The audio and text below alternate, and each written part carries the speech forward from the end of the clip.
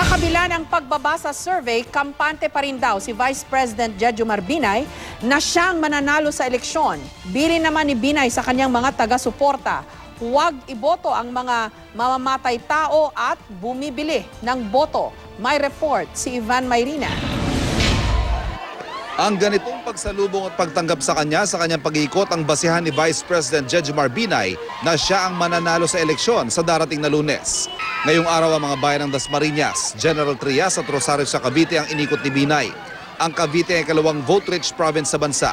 Pero kamakailan, usap-usapan ang pagbitaw ng suporta sa kanya ni Governor John Vic Remulla at pagtawid bakod sa kampo ni Davao City Mayor Rodrigo Duterte.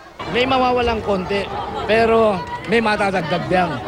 At kahit ngayon ay pang-apat na lang sa survey, huwag daw siyang ismulin at huwag muna magdiwang ang kanyang mga kalaban.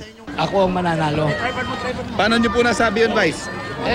Kasama naman kita. Nakikita mo naman.